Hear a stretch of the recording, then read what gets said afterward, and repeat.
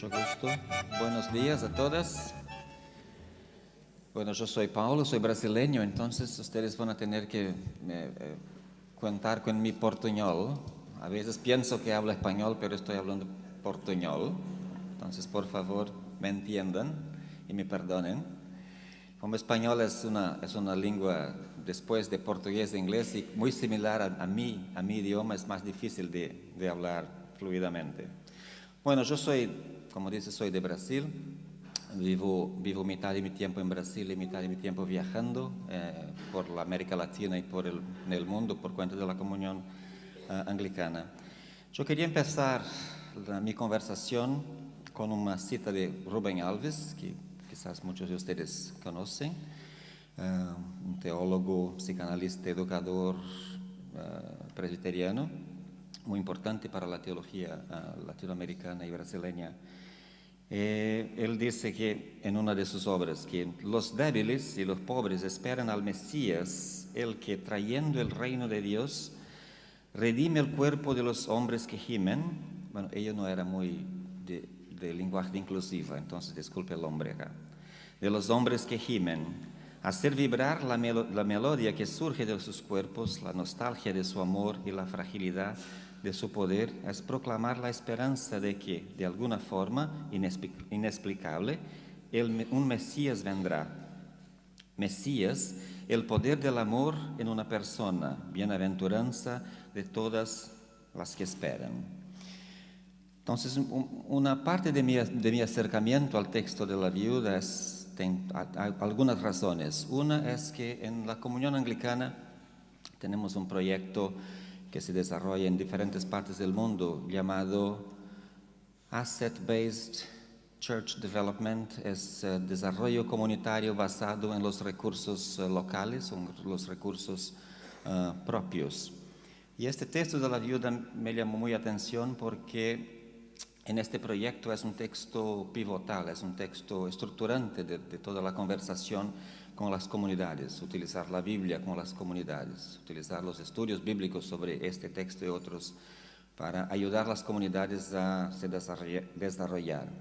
Pero una cosa que me llamó la atención es la desconexión entre todo el proyecto que se desarrolla en las comunidades, mayormente hecho por mujeres y niñas, y los textos bíblicos utilizados, y aún algunos de los textos bíblicos utilizados de la manera como son utilizados o interpretados, estudiados. Aunque gran parte del proyecto es desarrollado por mujeres, todos los estudios bíblicos de este proyecto hablan de hombres, varones, solos, normalmente poderosos de la Biblia, que hacen todo. Entonces, hay una desconexión muy fuerte entre el estudio de la Biblia y el desarrollo del proyecto. Es muy interesante. Es decir, aun cuando el texto no dice que son los varones que hacen todo, pero las interpretaciones o las predicaciones lo hacen. Entonces es algo que me llamó muy atención. Y cuando se va a las comunidades, las conversaciones son completamente diversas. Pero el guía del facilitador o del presbítero o presbítera que tiene que desarrollar el proyecto enfoca en el poder del varón o del profeta o del Jesús o del apóstol, varón siempre, ¿no? Y solo una persona que va a resolver todo. Esta es una de las razones por qué elegí este texto. La otra, por supuesto, tiene que ver con esta imagen del varón solo, rico, poderoso, que tiene recursos, que va a llegar de afuera y resolver todo, que esa es la noción del Mesías. Por supuesto, es un debate muy fuerte, todo el movimiento mesiánico, hace décadas que se discute eso, pero es interesante mirar cómo se acerca a esta noción de Mesías. Entonces, la otra razón es porque es Elías, es una viuda, y Elías es un personaje muy importante en la tradición profética. Él es responsable por una ruptura de mirada, de posición, de interpretación del contexto y de escucha de Dios y su acción. Y también se conecta directamente con la figura de Jesús o las figuras que Paulo, los evangelios los deuteropaulinos y después el Apocalipsis hablan sobre Jesús. Es decir, cuando miramos en los evangelios la figura de Jesús, es interesante que Jesús es mucho más parecido con Elías de que con David, aunque siempre decimos que Jesús es el segundo David. Un poco problemático en la realidad, ¿no? David no era una persona tan virtuosa en muchas cosas. ¿Sabes?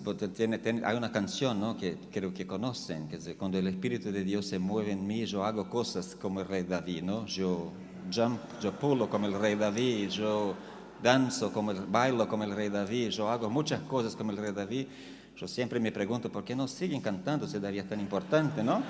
Entonces yo tomo la mujer de los otros varones como el rey David, yo mando asesinar el varón que no me interesa porque está me atrapando pegar la mujer, o yo hago colonización violenta y asesina para tomar tierras de los extranjeros, para ampliar mi reino como el rey David, etc., ¿no? Se debería seguir cantando si David es tan importante, ¿no? Pero no, siempre hay ese es mi otro punto, que es nuestra capacidad buena, en la realidad, legítima, de hacer elecciones. Nosotros elegimos lo que leer, cómo leer, dónde leer y para qué leer y con quién leer. Es legítimo esta elección. Solo hay que tener conciencia qué pasa, cuál es el resultado de las elecciones que hacemos. Entonces mi pregunta siempre: ¿de qué Mesías hablamos? ¿De este Mesías o de otro Mesías? Es una elección que hay que hacer, porque tenemos los dos. Que siempre nos preguntamos, quizás, por qué María y Cleofas de la ruta de Emaús no reconocen a aquel Señor que camina con ellos como el Mesías, como Jesús. Están leyendo la misma Biblia, pero están leyendo libros diferentes. Los discípulos están leyendo Isaías 1:39. Jesús está leyendo Isaías 40:56. Son dos imágenes muy diferentes, del David poderoso, etcétera, y el servo sufriente. No logran, no se puede mezclar las dos imágenes, son imágenes distintas, y yo oso decir en disputa, en contradicción, o un o otro, los dos no es posible en la realidad. Esas son las razones por qué algunas de las razones por qué elegí este texto. Claro, por supuesto, en América, en nuestro itinerario, en nuestra jornada de teología, hermenéutica, exegesis, siempre es bueno decir de dónde hablamos. Entonces quiero compartir con ustedes de dónde llego y de dónde hablo. Creo que es importante, porque también hago elecciones. Pueden no ser las mejores, pero son elecciones, ¿no? Siempre mis estudiantes, cuando están enojados conmigo, me dicen: profesor, esa es tu opinión. Yo siempre les contesto: ¿descubriste solito o necesitaste ayuda? Porque cualquier cosa es siempre la opinión de alguien, o tuya. Puede ser tú con más 500 personas, pero es una opinión tuya, ¿no? O que tú te alineas con ella. Bueno, yo soy brasileño, como dice, y como buen brasileño soy muy mezclado, soy mestizo. Yo soy de papá italiano y mamá japonesa. Yo viví en 18 lugares diferentes, 4 de ellos afuera de Brasil. Entonces, soy de clase media, por supuesto. En mi país soy considerado blanco. Creo que en los Estados Unidos no, pero aquí, en mi país, en Estados Unidos soy latino, pero en mi país, en Brasil, yo soy considerado blanco, privilegiado, por tanto. Creo que eso es muy importante. Soy varón blanco de clase media, estudié. Entonces, soy una persona privilegiada. De boca callada tengo privilegios como varón. Y cuando hablo puede ser más, puede ser terriblemente más. Y terriblemente es una palabra importante acá, ¿no? Entonces creo que tener conciencia de este lugar es importante. Pero durante mi vida toda yo elegí caminar con la gente que es menos privilegiada o que no tiene privilegio conmigo, y también para me desprivilegiar. Eso también es parte de mi trayectoria. También soy miembro del CEBI. Creo que ayer Valmor y otros que están acá del CEBI hablaron del centro, que en Brasil es un centro muy importante, que juntó exegesis con hermenéutica y hermenéutica con exegesis y transformación muy bien. Entonces yo soy informado, yo soy formado por este tipo de acercamiento exegético, hermenéutico, teológico y pastoral. Trabajo con el CEBI desde que soy muy jovencito. De tradición religiosa, es bueno decir, soy episcopal anglicano, soy de tradición anglicana, trabajo para la comunión anglicana en los últimos 12 años, como teólogo, como biblista, como profesor también en algunos de nuestros colegios. Entonces soy informado también por muchas culturas diferentes. Mucha gente en mi país dice que no soy un buen brasileño, porque no entiendo de fútbol, no me gusta playas. Puedo danzar samba, bailar samba, pero no me gusta. No compraría un CD de samba, pero puedo. Y otra cosa, como dice, soy un militante, soy activista en mi profesión como profesor y también como militante. Creo que este balance en mi vida es muy importante. Y me ayuda a leer la Biblia, interpretarla y aprender de las otras personas bastante. Cuando leer mi texto van a mirar que yo empiezo, por supuesto, haciendo conexiones entre la realidad de la viuda y la realidad de América Latina, nuestra realidad o la realidad del mundo.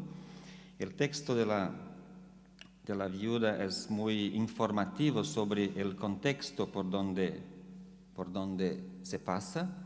Hay sequía, hay hambre, hay persecución. La situación de vulnerabilidad es el trasfondo de toda la narrativa. La narrativa es sobre cómo sobrevivimos o cómo nos relacionamos en situaciones de extrema vulnerabilidad.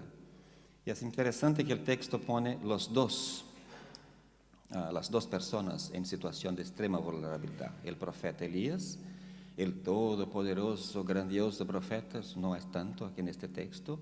Él está con miedo, está perseguido, está huyendo y está con hambre y sed. Él tiene que pedir ayuda. Pero ese es un texto muy fuerte porque mucha gente tiene mucho problema de pedir ayuda. Es ciertamente alguien que es rey, poderoso, no pide ayuda, pero pide, hay que pedir. Además es ordenado pedir ayuda. Vaya y hable con la señora, ella te va a ayudar. Aunque ella no quería mucho ayudarlo, ¿no? Porque no tenía mucho, pero la orden era esta. Y es una situación que vivimos bastante en América Latina. También esta parecida con la de la viuda de Elías.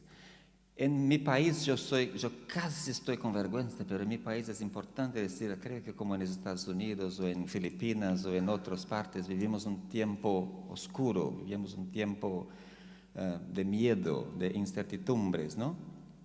Eso son solo algunas de las cosas que estamos viviendo. Volvimos a la década de 20 en mi país, en términos de conciencia a la Edad Media. En mi país ahora la tierra es plana. Esa es una de las cosas, ¿no? Ahora la tierra es plana. Es una declaración del Ministerio de Educación. ¿Se imaginan? Esto es para una cosa solo. ¿No? Imaginen el resto de las cosas. Pero eso es solo un listado que creo que ustedes van a así conectar. Hay pérdidas de derechos ambientales y civiles institucionalizados. Hay una militarización y ahora no es por un golpe, sino democráticamente instituida y con el apoyo de la justicia, del sistema judiciario. Todas las instituciones, incluso las iglesias, están en sospecha ahora. Tenemos un gobierno declaradamente violento, sexista, transfóbico y subordinado a intereses extranjeros. Mi presidente sabe cantar el himno de los Estados Unidos. Ustedes tienen una idea, él sabe la letra del himno de los Estados Unidos. Yo no sé cómo es eso en español, en portugués es continencia.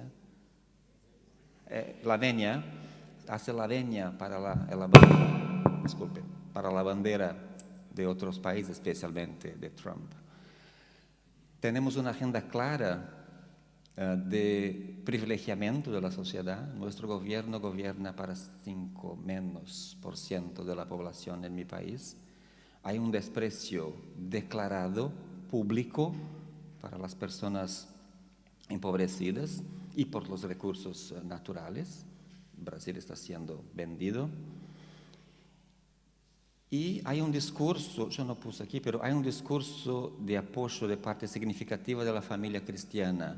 O sea, lo que significa que el discurso religioso, los textos bíblicos, la interpretación bíblica, está siendo utilizado para subrayar, para sostener este tipo de sistema perverso, ese tipo de sistema que en la historia deuteronomista es la monarquía, en el tiempo de Jesús el imperio, que mata, asesina, genocida, ¿no? Y las teologías, hay muchas teologías que están sosteniendo ese tipo de discurso. Por eso esta conversación, este congreso, esta posibilidad de hacer más redes es muy importante para cómo hacer una contracultura o contrateologías o reclamar teologías de nuevo públicas en el espacio público que enfrenten estas teologías dominadoras y aplastadoras, ¿no? Bueno, por eso leer la Biblia es muy importante. Eso es una cosa obvia, pero es importante a veces decir el obvio. Los discursos religiosos tienen un papel, tienen un lugar de influencia, de ordenamiento de las mentalidades y también del ordenamiento jurídico de nuestras sociedades. Por eso el papel, el rol de los hermeneutas, exegetas, teólogos, teólogas es fundamental cada vez más, ¿no? En este tiempo triste del siglo XXI. También es importante reconocer que como aquí en América Latina, las teologías de la liberación lo hicimos siempre. Elegir teologías, seleccionar textos y optar por interpretaciones liberadoras y emancipatorias es un reto. Hay que criticar también los textos que están en la Biblia que no sirven o que no apoyen el proyecto de liberación y de emancipación. A mí me gusta mucho el profeta Elías, pero no puedo decir después de leer en la Biblia que Elías cortó el cuello de 450 líderes religiosos porque no eran de su religión y decir gracias a Dios, ¿no? O thanks be to God, porque no puedo leer este texto más y decir está bien. Y es Elías, una figura muy importante de la teología del Antiguo Testamento. Pero ¿cómo leer este tipo de? No se puede más. Hay que elegir textos e interpretaciones, de criticar los textos también que están en la Biblia, por supuesto son sagrados, pero es quizás para no hacerlo. Son memorias que están allá para no hagan lo que se hizo esto. Elías degoló 450 profetas por intolerancia religiosa, si vamos a leer superficialmente. Quizás esto es para, no debemos hacer esto hoy, no se puede hacer esto hoy, ¿no?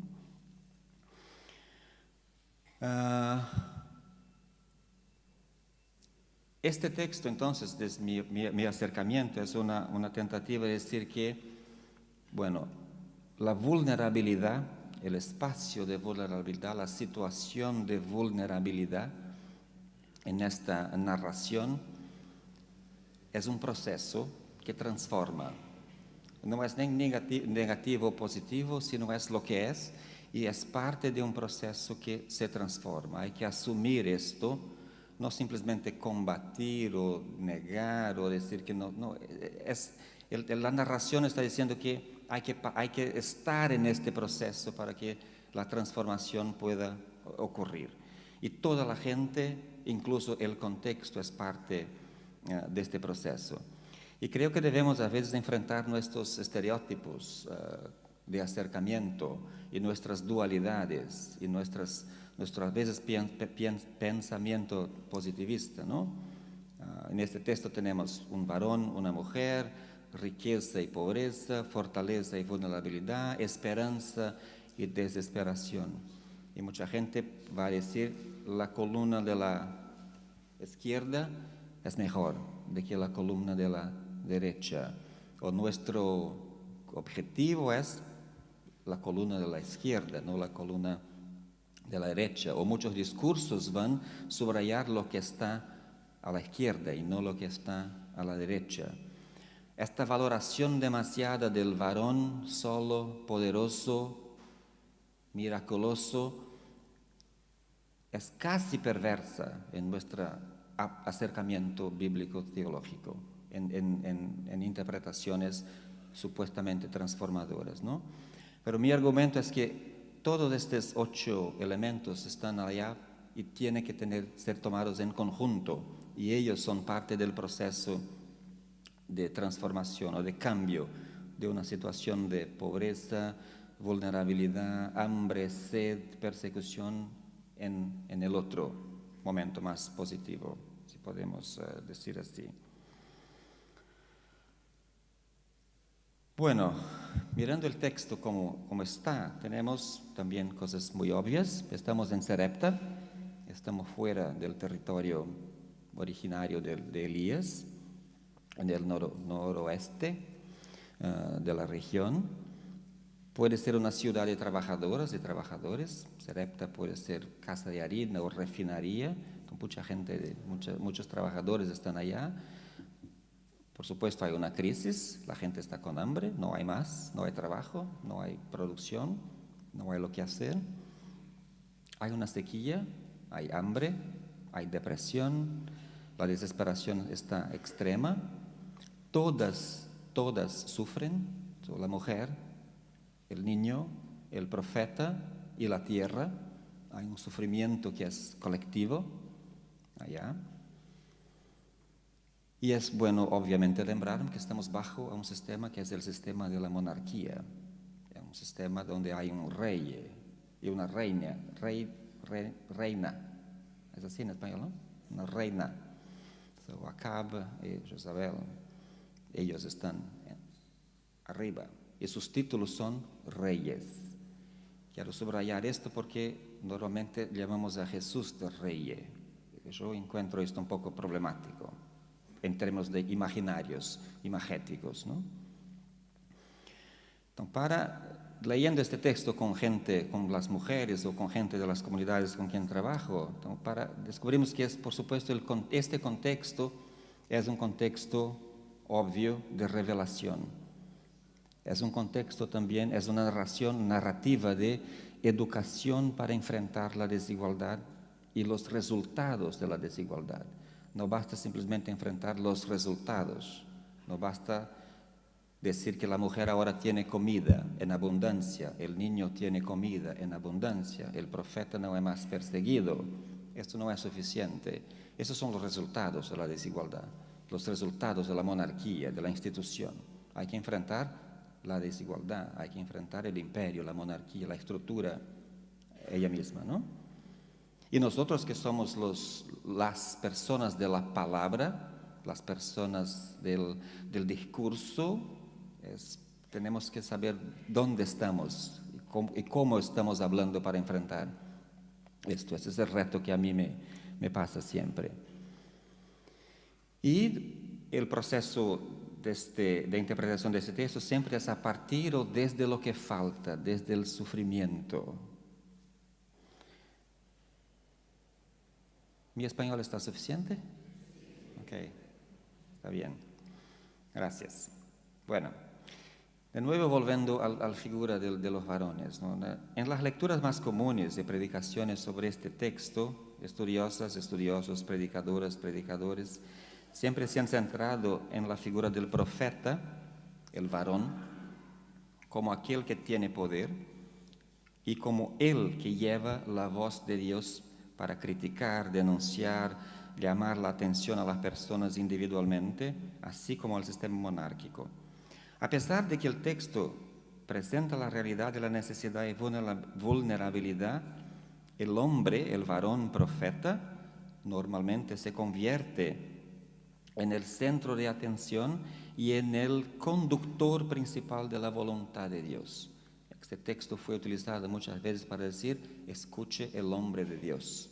La solución está en escuchar el hombre de Dios. Y el hombre acá es el hombre masculino, no es el hombre en general, ¿no? Por supuesto que Elías es una figura muy importante en la teología del Antiguo y también del Nuevo Testamento. Elías y Jesús son muy parecidos. Por eso cualquier teología que se haga sobre Elías implica en teologías que se hace sobre Jesús. Por eso tratar de la figura de Elías como el único enviado de Dios en este texto, el origen y el único responsable de la salvación o de la solución de la situación de aquella mujer y niño, tiene una influencia directa en la manera como percibimos y proclamamos a Jesús como persona y a todo que Jesús hace como ministro. También como entendemos la figura del Mesías y cómo nos comportamos en nuestras relaciones actuales, que nem siempre son relaciones de equidad, muchas veces son relaciones de subordinación o de desigualdad en diferentes niveles. Acá, por ejemplo, estamos en relaciones de desigualdad arquitectónica, ¿no? Y también de género en esta mesa. Somos dos varones blancos acá, ¿no? Quiero mirar entonces ese texto a partir entonces dice de la viuda y del niño y focar en el proceso de superación, no en el acto o en el hecho de superación, pero en el proceso de la superación. Todos los elementos de esta narración están involucrados para que la situación se cambie. Por tanto, en términos de metodología, por supuesto que el cómo es claramente un elemento en este texto. El camino de superación es un elemento muy fuerte en este texto. Yo diría que el texto en realidad, yo prefiero decir, es mi elección decir que el texto privilegia de hecho la figura de la viuda, del niño y de la ciudad. Como canales, se puede decir, canales de salvación y para nosotros que estamos leyendo hoy de producción teológica. No Elías, no el milagro de la multiplicación del pan o lo que sea, pero sino la viuda, el sufrimiento, su contexto. No voy a hacer ninguna clase exegética sobre la situación de la viuda, ustedes están conscientes de esto, qué significa, cómo está la situación de la viuda en el antiguo Israel y también en el tiempo del Nuevo Testamento. Solo a mí me interesaría, yo no hice esta investigación, pero a mí me interesa mucho no solo la situación de negatividad de las viudas, pero quizás cómo estas viudas se organizaban, porque a mí me parece que hay una posibilidad de una organización de viudas muy fuerte, tanto en el Antiguo cuanto en el Nuevo Testamento. Debería haber alguna congregación de viudas o algo así, porque ellas aparecen muchas veces, ellas están presentes. Si me acuerdo del Nuevo Testamento, ellas logran cambiar la estructura de la iglesia para que las cuiden. O sea, ellas tienen una voz poderosa sobre el liderazgo de la iglesia. Es decir, ellas casi son las patronas del diaconato. No existiría quizás diaconato si no fueran el poder y la voz de las viudas, de acuerdo con la narrativa de Actos de los Apóstoles. No sé si pasó de hecho, pero la narración es esta, ¿no? Esta narración, entonces, esta narrativa, subraya la importancia de esta mujer y de este niño fuera de Israel. Ellos no están en el mundo de Elías. Quizás ese es otro elemento muy importante, que es el hecho de la interculturalidad. Como que diferentes personas de diferentes culturas, de diferentes espacios, enseñan unas a las otras. Acá, Gerald West de Sudáfrica, Sebi como tal, Carlos Mester y otros tantos de Sebi. Creo que en América Latina hay esta pregunta sobre el reto ético que todos tenemos. Es muy claro de que el desafío ético es estar al lado de quien más necesita, no hay duda en esto, pero hay un desafío epistemológico que todavía tenemos que enfrentar. Esta viuda, este niño, tiene poder, tiene conocimiento, son canales de revelación más de que Elías. Ellos, cuando yo pregunto en los grupos populares cuál es su opinión, yo estoy realmente interesado en su opinión y tú me enseñas algo, estoy abierto, aunque tenga estudiado mucho, pero ¿eres capaz de mencionar, yo creo en esto o no? ¿O es simplemente alguna técnica de participación para disfrazar nuestra capacidad democrática, que ni siempre tenemos, ¿no? Entonces, para mí ese es el desafío muy fundamental. Entonces, esta narrativa subraya la importancia de esta mujer y de este niño fuera de Israel. Hay lecciones fuera del contexto tradicional del profeta. Una lección debe ser aprendida ahí. Si no por Elías, quizás él no aprendió, yo creo que sí, pero quizás no. Al menos por las personas que van a escuchar y leer esta narración después de Elías, hoy, por ejemplo. Esta historia fue retomada por Jesús para ayudar a sus discípulos a entender el camino del reino y de la salvación. Entonces, cuestiones como pureza étnica, teologías exclusivistas, discursos sobre un Dios un poco hermético y dogmático, y las xenofobías que experimentamos cada vez más en nuestros contextos, no se combinan, no están en línea con el camino revelado por Jesús o por los profetas para el conocimiento y la experiencia del reino. O sea, es obvio, hay mucho que aprender y compartir con gente extranjera, con gente que no está en nuestros círculos, o con gente diferente de lo que es normal, o con gente diferente quizás de las que están acá en esta sala, en esta iglesia. Entonces, allí Elías, en situación de necesidad, hambre, sed, perseguido, con miedo, necesitado de acomodación, se encuentra con esta mujer y niño, también en situación de necesidad, los dos en la misma situación. Estos tres personajes se encuentran en un suelo común, también necesitado. La tierra está necesitada allá. En aquel momento, en aquel lugar, están los recursos necesarios para cambiar la vida de todas, de todos, de todas, de la mujer, del niño, del profeta y de la tierra. Esto me vuelve ahora a la imagen del Mesías o a la imagen del Salvador de la patria. Que eso es muy importante porque aún hoy nosotros tenemos esta práctica en nuestra democracia representativa. Siempre mucha gente quiere que alguien, normalmente de afuera, con poder, cambie la situación. Pues yo soy brasileño, entonces yo tengo un presidente que era metalúrgico, trabajador, Lula. Lula concurrió a presidencia de la República por 3 veces. Solo en la tercera vez él pudo lograr el oficio. ¿Por qué? Porque no era más Lula. Él se cambió a una otra persona.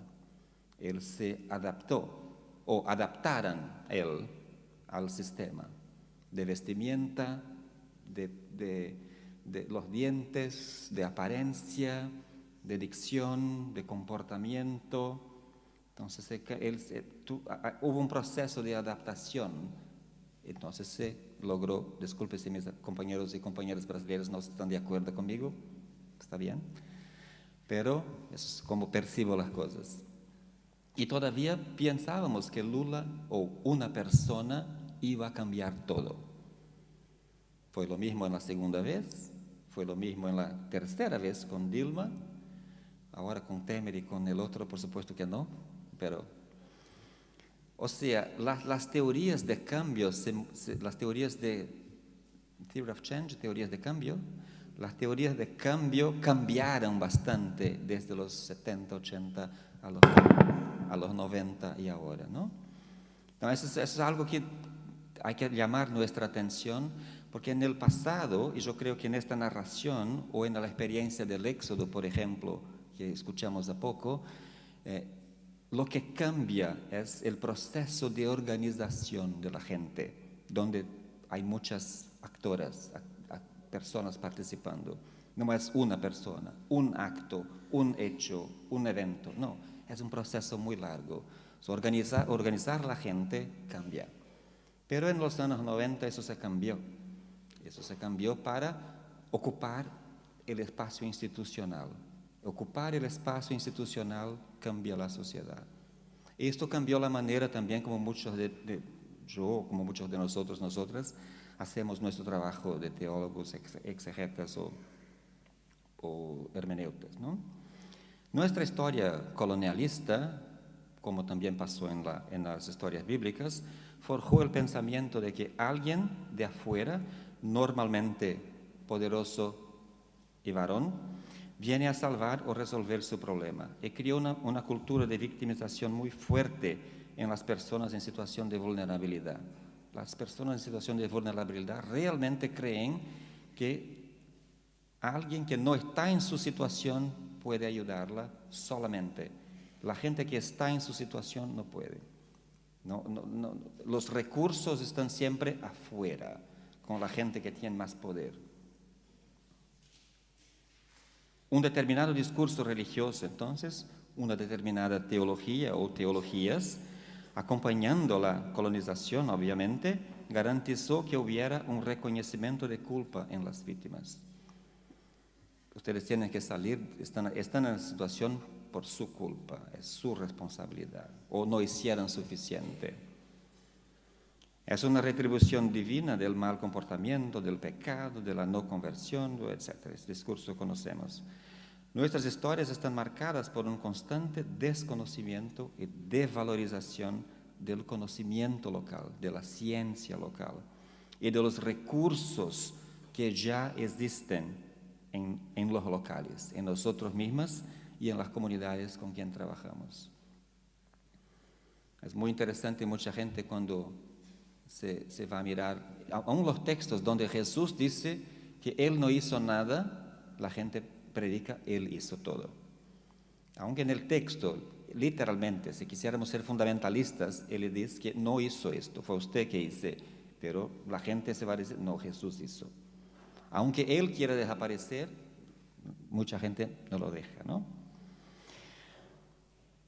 Bueno, en mi artículo después yo voy a decir cómo este proyecto del desarrollo comunitario funciona. Ya mencioné que esa es una de las razones por qué elegí este texto. Entonces quiero solo compartir algunas de las conclusiones de este trabajo y de esta conversación con esta gente, tanto gente estudiosa de la Biblia como la gente de las comunidades. Como proceso, como método quizás de superación y también como método de acercamiento de los textos o de este texto en particular y también de los textos que tienen que ver con el Jesús, que es con el movimiento mesiánico en el Nuevo Testamento, que me parece que es una tarea muy fuerte de nosotras ya hace tiempo, ¿no? ¿Cuál Mesías estamos buscando? ¿Cuál movimiento mesiánico es el mejor para este contexto? Yo sé que es muy difícil porque tenemos por lo menos 6 imágenes de Jesús y del Mesías, ¿no? Y es muy interesante cómo la ideoteología imperial monárquica se puso sus deditos, sus bocas, sus cuerpos en el texto bíblico para cambiar la imagen. O sea, Jesús de campesino y después asesinado, torturado, sexualmente abusado en la cruz, en la calle, en los primeros escritos del Nuevo Testamento de Pablo, entre comillas, se evolve, se desarrolla en el libro de la Revelación como el Rey de los Reyes. Y en muchas de nuestras iglesias tenemos la fiesta del Cristo Rey, que si yo miro el ícono, yo casi tengo un ataque cardíaco porque esto no parece con Jesús de ninguna manera, mi opinión de nuevo, disculpe. Ese es el único domingo que yo no voy a la iglesia, en mi iglesia es el domingo del Cristo Rey. Yo no voy a mi iglesia en ese domingo. Yo no logro me quedar mirando al ícono que mi obispo siempre pone en medio de la iglesia. Bueno, para terminar, solo algunos apuntes. Primero, también es un poco obvio, creo que no es tan novedad eso aquí, disculpe. Dios toma la iniciativa, eso es fundamental en nuestra teología, de aproximarse para que las soluciones de vulnerabilidad sean atendidas y transformadas. Por supuesto, la pregunta en este texto, ¿dónde está Dios? Mi primera respuesta sería en el proceso. No es solo en Elías, no es solo en la viuda, no es solo en la tierra o no es solo en el niño. Dios está en el proceso, la revelación es del proceso. Por supuesto es necesario escuchar a Dios, tenemos que saber dónde está, y salir de su propio lugar, ir en busca del otro y de la otra. La hospitalidad es fundamental en esto, parte de nuestra espiritualidad judeo-cristiana y mecanismo, instrumento estructural de superación de vulnerabilidades. Es necesario establecer relaciones de diálogo, por supuesto. Ese texto parece un poco sexista, ¿no? El varón poderoso llega a la mujer, pobrecita, empieza a darle órdenes. Es terrible, es una lectura muy superficial. Las mujeres se quedan enojadas en los grupos. ¿Qué piensa este varón estúpido, no? Yo no tengo nada, solo tengo mi río y viene este varón, en nombre de Dios me da órdenes acá. No, es decir, tuvo que haber un proceso de acercamiento de los dos para que el diálogo pasase y para que ella también se abriese a la conversación, a la conversión de compartir, porque ella no quería. A veces este romanticismo de que los pobres comparten más rápido que los otros es un poco romántico, ni siempre es así. A veces los pobres que no tienen nada no quieren compartir porque no tienen, o piensan que no tienen, ¿no? Es necesario involucrarse, el diálogo, la relación. Y la resolución de conflictos y problemas se da cuando hay una figura que funciona como, yo no sé si esta palabra es partera, es una palabra española, partera, midwife, partera, creo que es nuestro trabajo también como agentes de la palabra funcionar como parteras. No somos ni la mujer que está embarazada y no somos ni el niño o niña que está dentro, no, somos la facilitadora del proceso, pero tenemos que estar, si no puede pasar algo mal. Tenemos que acompañar el paso del proceso, ¿no? Y el último, pues, por supuesto, es necesario insistir en la capacidad y el valor de compartir. No donar, no ofrecer, no llevar de un canto al otro, pero sí compartir. Y de nuevo, como dicen, ni siempre las personas están con deseo de esto. Espero que yo tenga contribuido. Gracias. Y después el artículo estará un poco más completo, por supuesto. Muchas gracias. Gracias a los organizadores de este congreso por la invitación a participar. Es un honor estar aquí en esta compañía distinguida. Gracias también al profesor Oeti por la conferencia muy interesante e impresionante que acabamos de escuchar. Me ha ayudado a entender la historia de Elías y la viuda de Sarepta con frescura, no solamente en cuanto a sus temas principales, sino también en cuanto al método de interpretación adecuado para tal texto en la situación actual. En esta presentación breve, quiero responder a su presentación y quisiera resumir sus puntos clave y plantear una pregunta que surge de mis reflexiones de una perspectiva gringa. Y la respuesta que he preparado es una respuesta a la versión escrita de la presentación del profesor Oeti que recibí por adelantado, y es muy diferente de la presentación oral que acabamos de escuchar. Pero sin embargo, yo creo que mi resumen complementa bien lo que hemos hecho, lo que hemos escuchado. Al comenzar, profesor Oeti sostiene que nos encontramos en el contexto de una crisis global, tanto ecológica como económica, frente a la que no podemos estar indiferentes. Por un lado, debido a condiciones ambientales desfavorables, la provisión de productos alimenticios está disminuyendo, y por otro lado, la brecha de recursos entre la minoría minúscula de ricos y la mayoría inmensa de pobres sigue aumentando. Si la interpretación bíblica no se dirige conscientemente a esta situación para descubrir qué podría contribuir a su alivio, sirve para nada más que a reafirmar y aún justificar las causas de la crisis, de lo que el cristianismo colonial muchas veces ha sido culpable a su venganza. La crisis actual nos exige un modo de lectura como un acto político intencional. Primeramente, en tal modo de lectura, según el poeta Alberto Caero, que el poeta cita en la versión escrita, el poeta dice: procuro desvestirme de lo que aprendí, un aprendizaje de desaprender.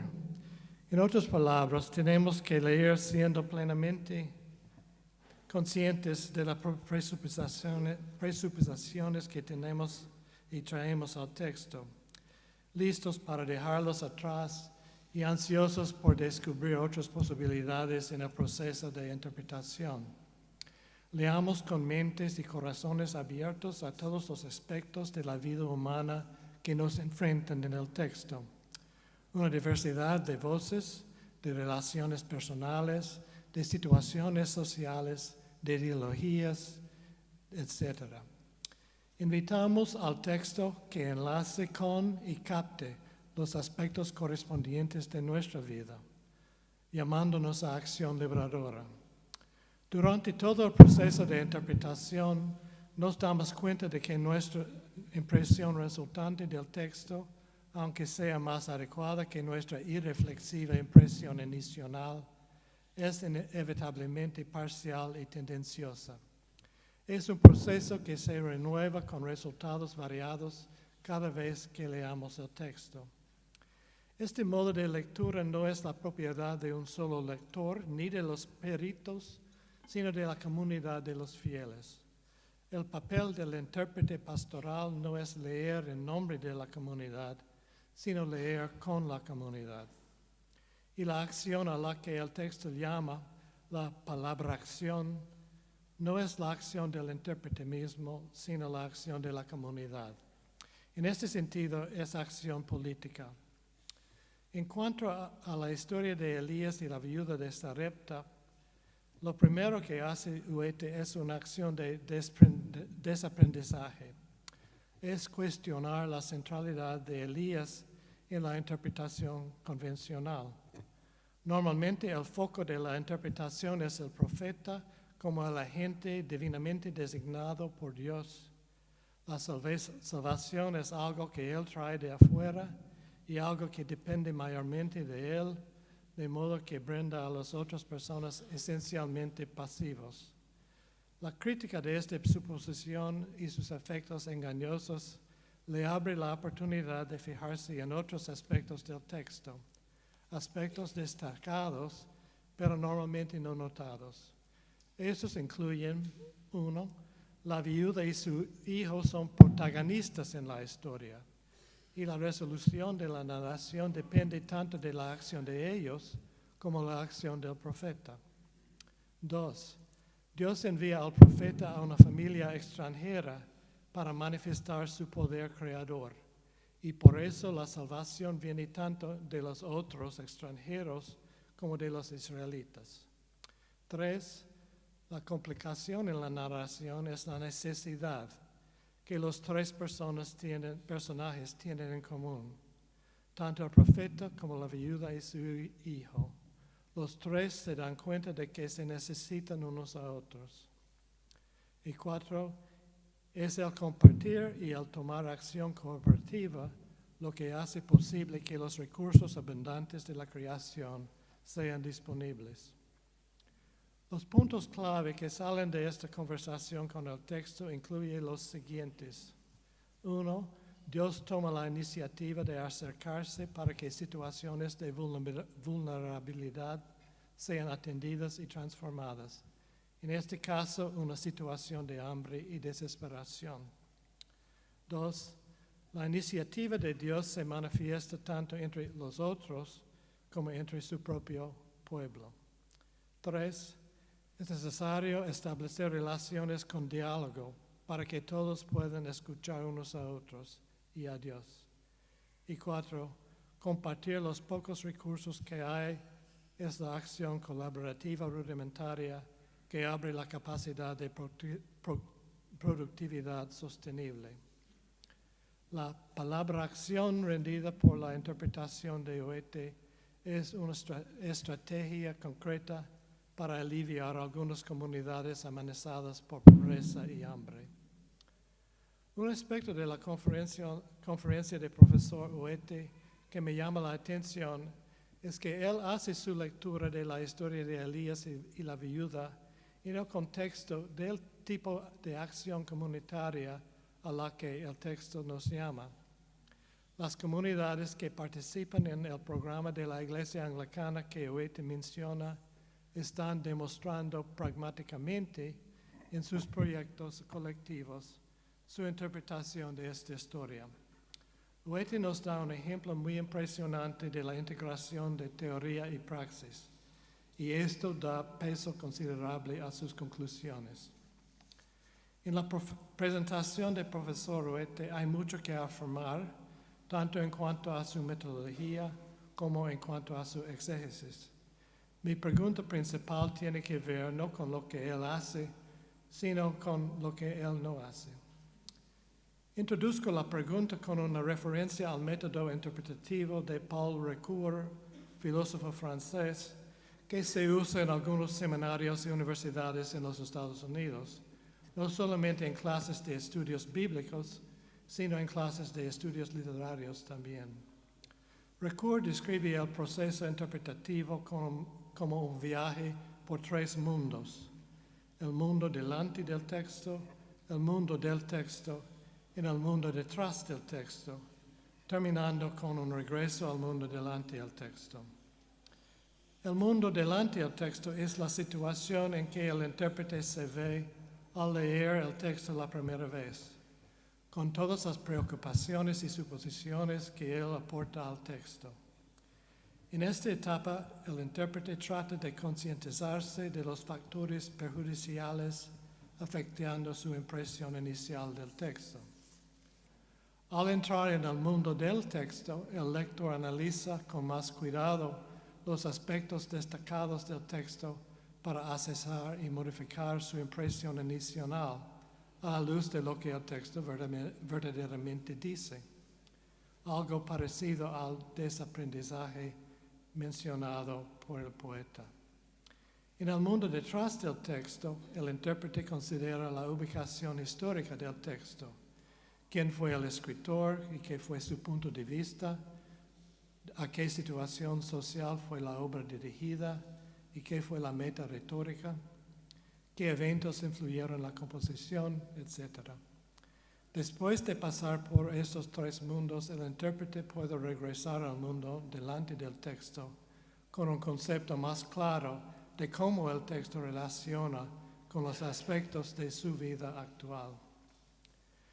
El método de Ricoeur no es igual a lo que propone Huete, pero es compatible a puntos clave. Y por eso yo quisiera usar Ricoeur como la base para plantear una pregunta.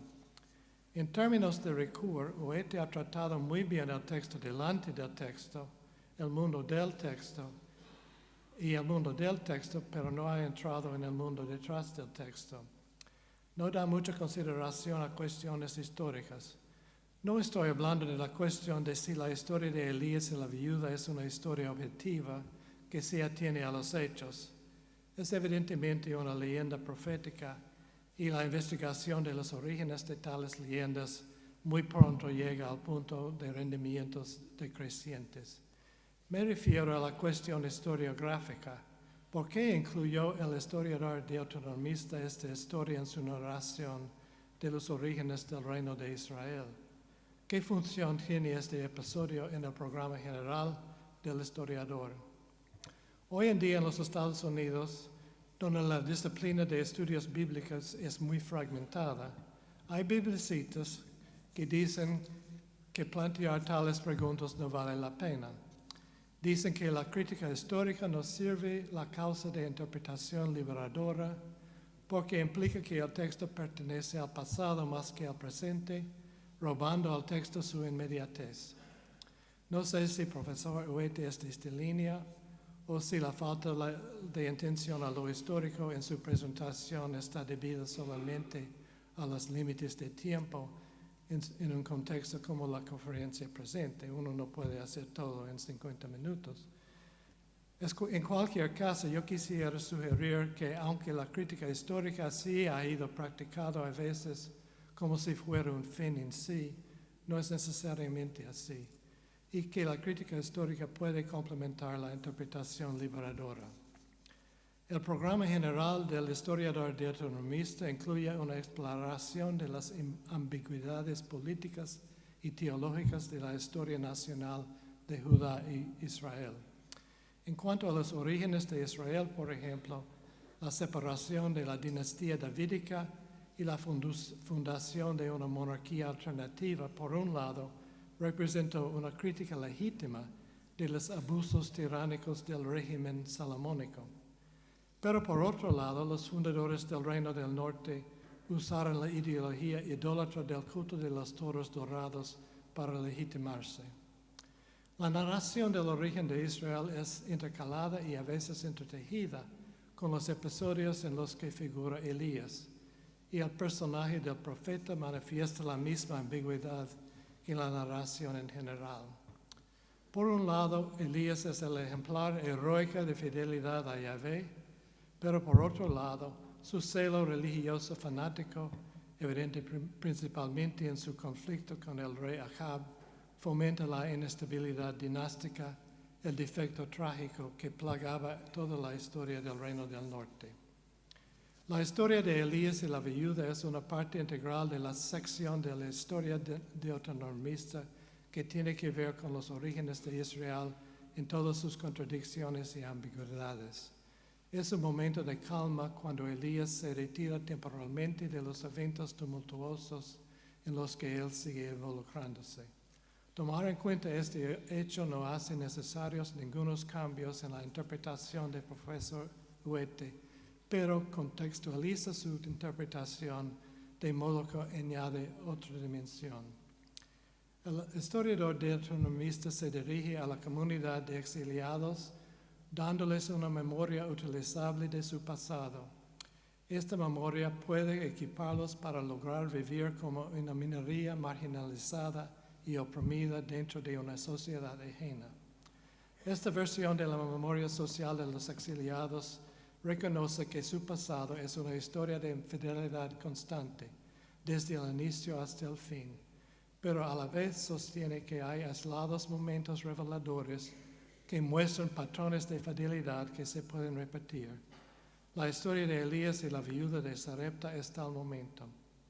Tomar en cuenta la crítica histórica nos conduce a reconocer que cualesquiera iniciativas sociales que aprendemos están arraigados en el contexto sociopolítico de nuestra historia.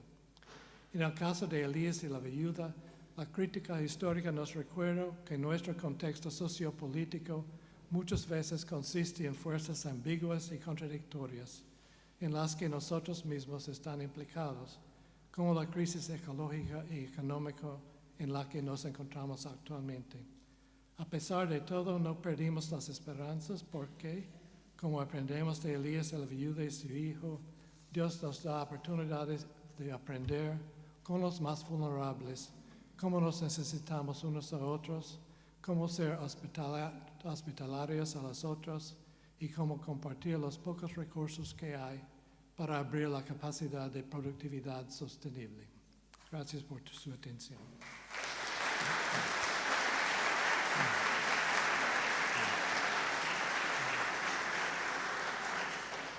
Muchas gracias. ¿Cómo interpretas los seguimientos, las siguientes contradicciones?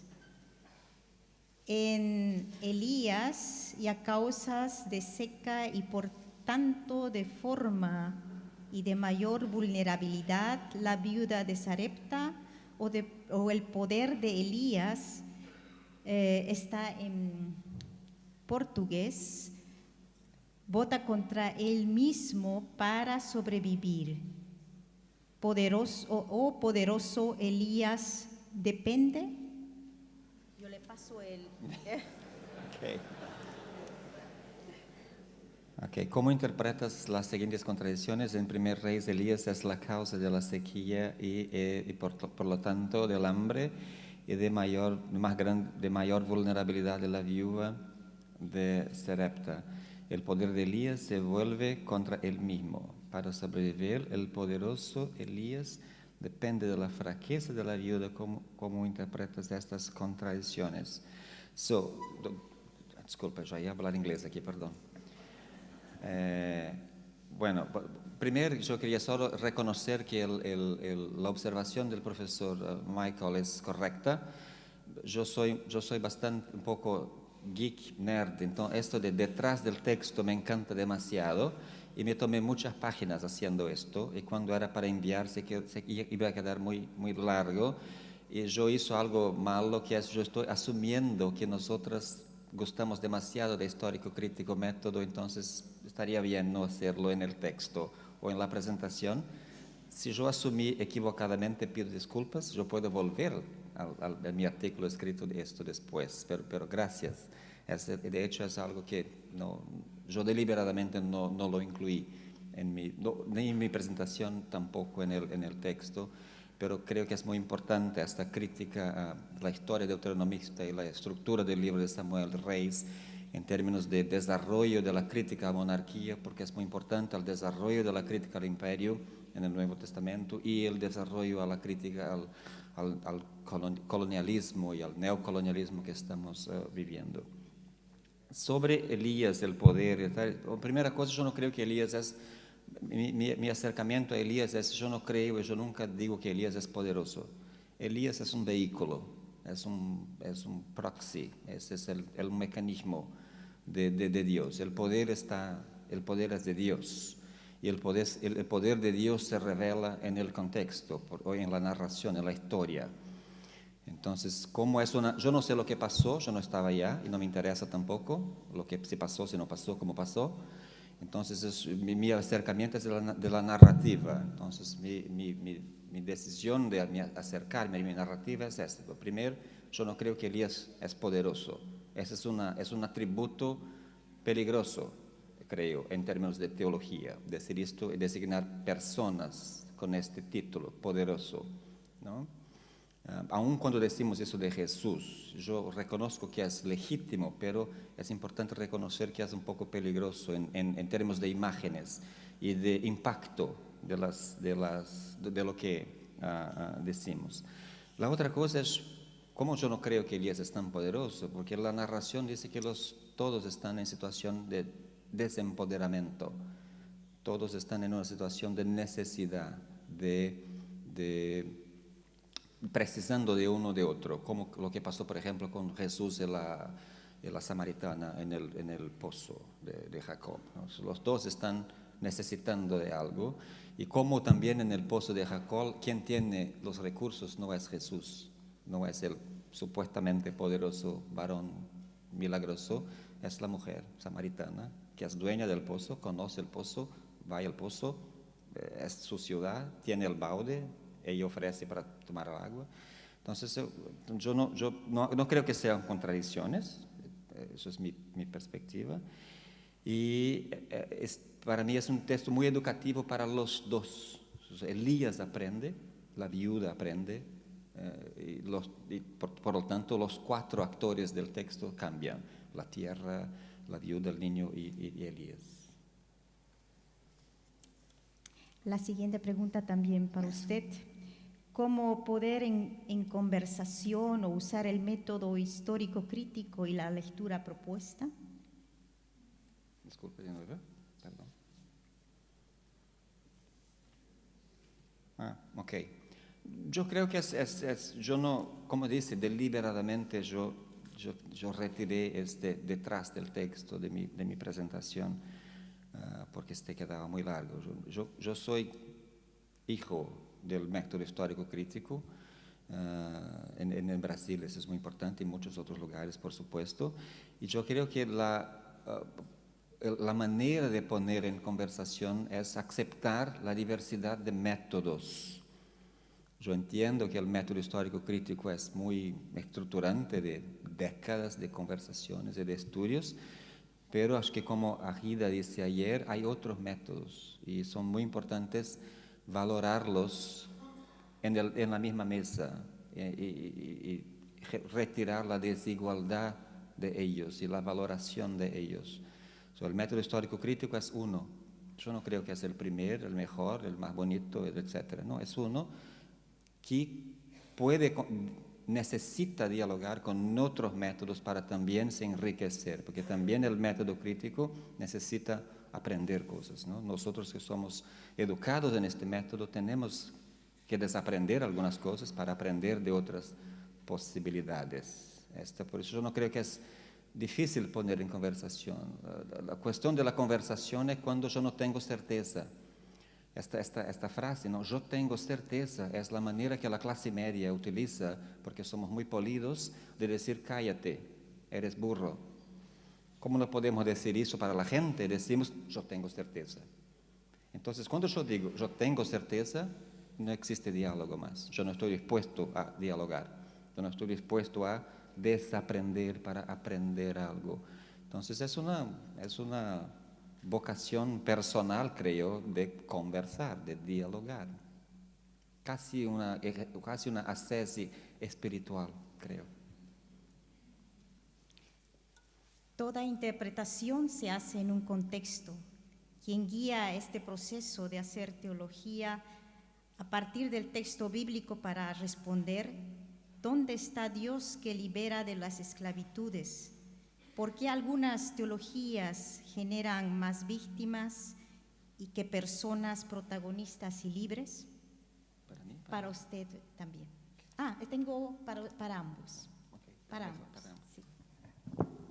Empiece.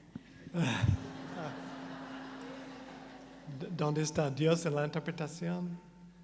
Toda interpretación se hace en un contexto. Quien guía este proceso debe hacer teología a partir del texto bíblico para responder ¿dónde está Dios que libera de las esclavitudes? Porque algunas teologías generan más víctimas que personas protagonistas y libres. A mi parecer, las necesidades de la comunidad determinan el modo de acercar al texto. En las situaciones en que la interpretación ha generado víctimas es que las necesidades de la comunidad no son los criterios de determinar cómo interpretar el texto.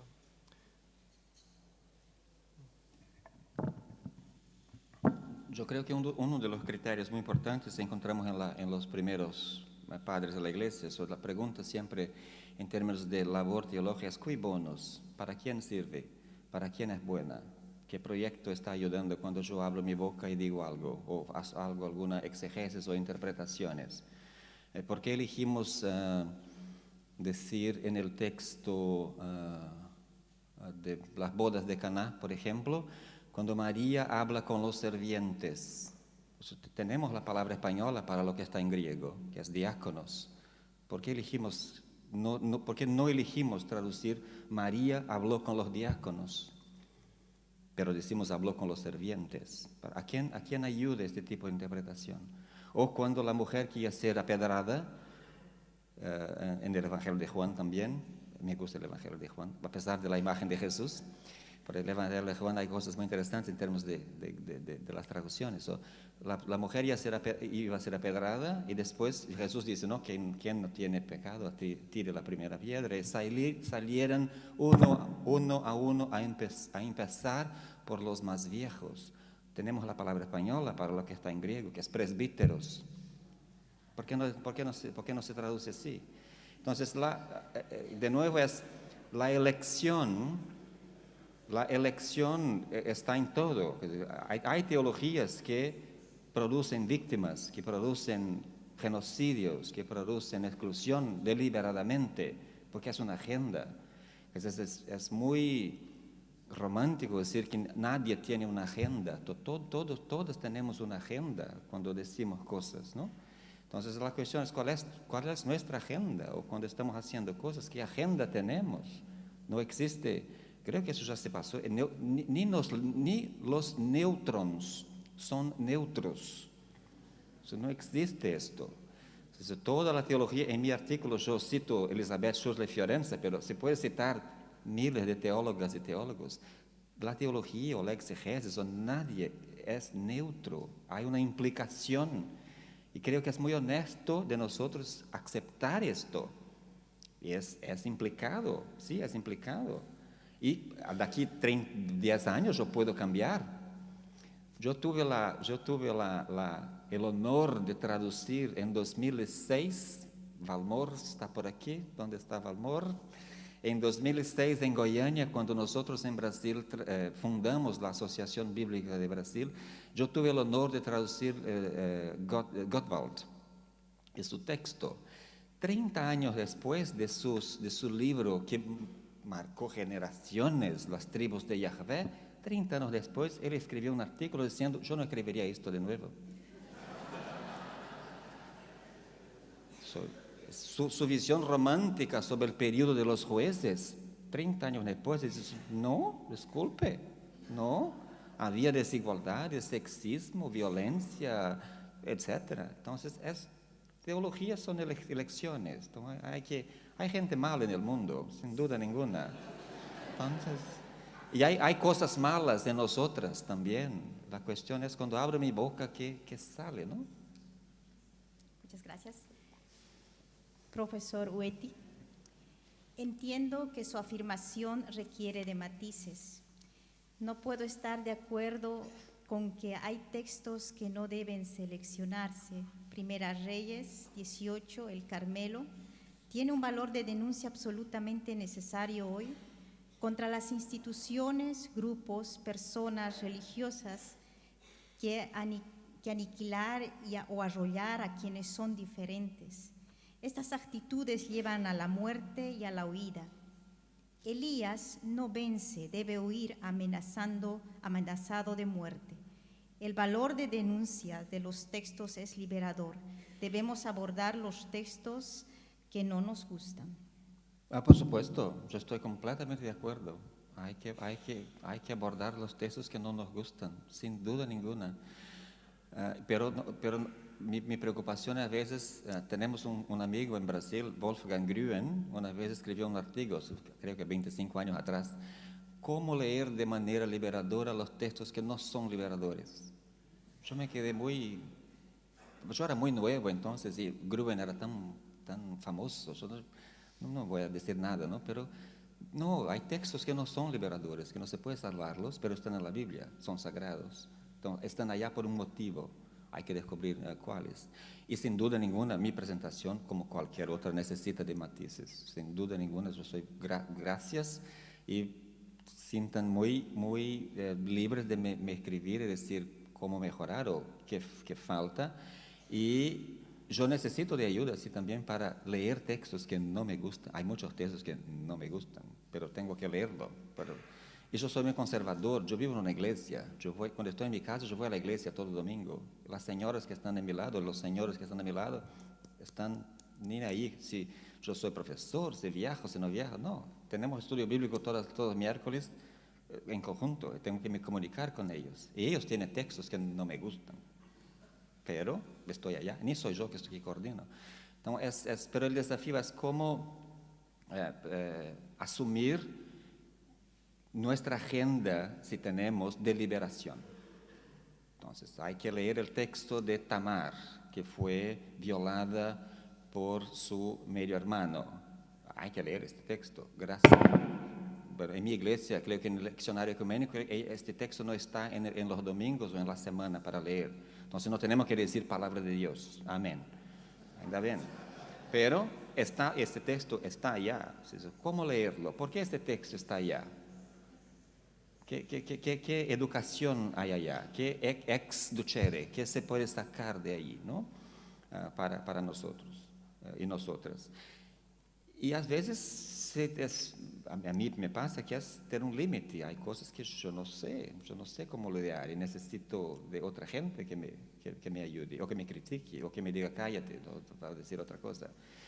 Y de nuevo, necesito de gente que es muy diferente de mí. De nuevo, yo estoy en una posición de privilegio. De nuevo, yo soy varón de clase media, he estudiado en mi país blanco, yo puedo viajar. Entonces necesito de gente un poco normal que me critique, que diga, no, está errado. No, no. Muchas gracias nuevamente para usted. ¿Cómo se logra aplicar una hermenéutica latinoamericana en contextos neofascistas tanto en Brasil como en Argentina? Me refiero que hasta abrir espacios en las comunidades eclesiales excesivamente clericales en el norte del país, Argentina. Esta es una pregunta difícil, ¿no? Muy difícil. Creo, no quiero volver a mi proposición, que es, yo creo que tenemos que revisitar nuestra teoría de cambio. Es decir, ¿qué es lo que cambia el mundo, o la comunidad, o la sociedad? Como le dice, en el pasado era muy claro para mucha gente de mi generación que lo que cambia era ponerse al servicio de la organización popular, educar a la gente y ser educado por la gente, estar en los grupos, organización comunitaria, esto cambia. Pero después esto se cambió. Decidimos que cambiar el mundo, o cambiar la iglesia, o cambiar la sociedad es participar de posiciones institucionales. Viramos profesores, decanos, diputados, presidente, o etcétera, ¿no? Y estamos donde estamos.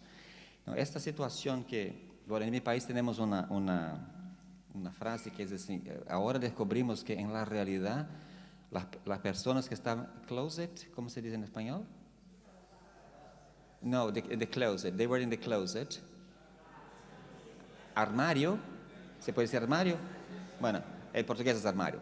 Que realmente las personas que se quedaban en el armario no eran los LGBTIQ, bla, bla. Eran los fascistas. Ellas estaban en el armario y ahora fueron autorizadas a salir del armario. Esta gente estaba ya siempre, no se simplemente apareció, ¿no? Y eso es un desafío, quizás es una palabra de Dios para evaluarnos de nuevo nuestro método teológico y nuestros pies. ¿Dónde están nuestros pies? ¿Con quién qué yo hago, cómo yo hago y con quién yo hago? Pues eso es un reto muy fuerte, porque el fascismo es una ideoteología muy bien enraizada y que está logrando mucha gente, no solo en Brasil, Argentina, en América Latina, en Filipinas, en Inglaterra, en Estados Unidos, por supuesto, ¿no? Y creo que es una oportunidad de evaluar nuestro lugar como intelectuales, como estudiosas, pero también como organizadores comunitarios, ¿no? Muchas gracias.